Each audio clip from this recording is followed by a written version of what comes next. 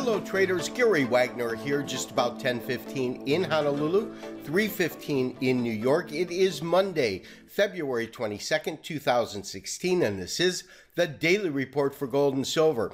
We do have the precious metals under pressure this morning. Gold trading off by about 1 1/3%.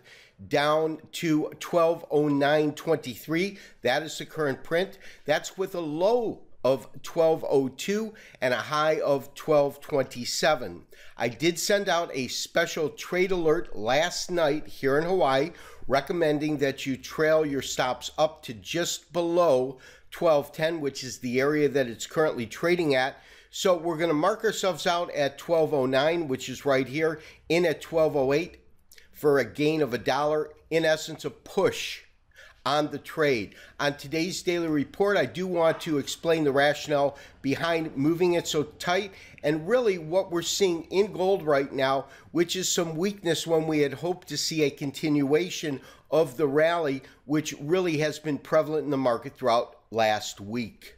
So traders, as I saw the market come under pressure yesterday, I did send out a special trade alert to tighten the stops so that in essence, if we did see a continuation of weakness in gold, it was trading lower for the better part of the day here, which means the opening in Australia, Hong Kong, and London. What we saw was really a lack of follow through from the basic rally that we saw initiated last week. Of course, we entered the trade roughly at 1208, and that's right in this area. And we did get a really nice pop from the market, taking it up past 1230 to almost, I believe, about 1240 in terms of the high. And I believe the high is right in here.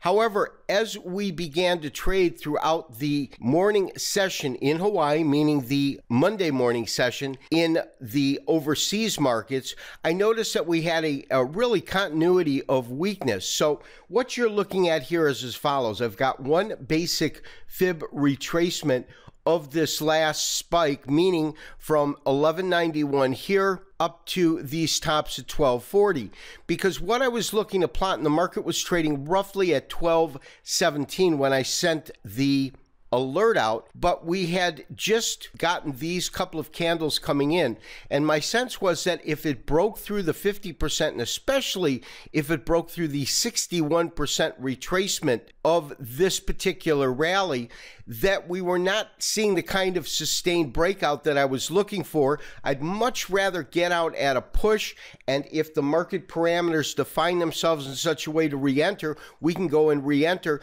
But the key was that we were coming off of an exceptional couple of trades. I certainly did not want to give anything back on this particular trade. So traders, we are flat this market and looking for an entry point. Let me show you what I'm thinking about in terms of the next couple of days and this week ahead.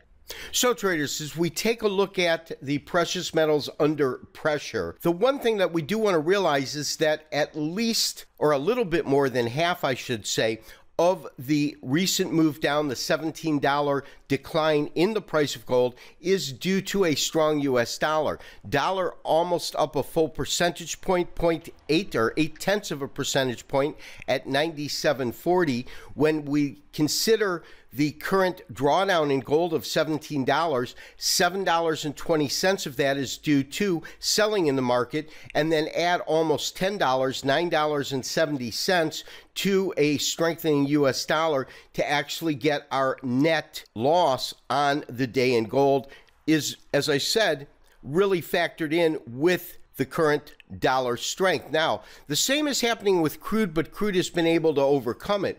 Crude oil is currently trading up about 6% on the day, just over that at 31.48. When we consider that you've got about $2.09 of normal buying or strength in the market, you lose about 25 cents in terms of a strong dollar. So it's able to overcome that quite nicely. And when you consider the fact that we've got a really strong crude oil market, on top of that, a very strong Dow Jones Industrial Average, and U.S. equities markets trading up over 8%, 1.33% on the Dow Jones Industrial Average. When we look at our Standard & Poor's, that is also trading up about the same in terms of percentage points at 1939.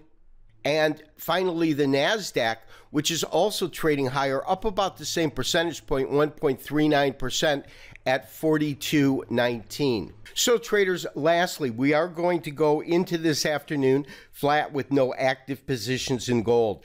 And the real question has got to be whether or not we've seen any kind of long-term damage in the charts based upon this most recent action. And to really answer that question, what I have done is brought up this daily chart with our 200-day moving average. That's this dashed blue line right here.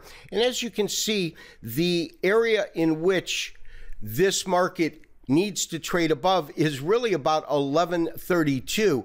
You can see this moving average right here. So I still believe we've seen a genuine breakout. We obviously are experiencing a correction within that, and now it's simply a matter of taking a look at this entire move up to ascertain at what point we should find some support in the market, because I still believe that we will see gold move to higher pricing once it has sustained this current correction. This has been Gary Wagner, wishing you as always good trading. We'll talk to you tomorrow for another daily update and review. Bye-bye.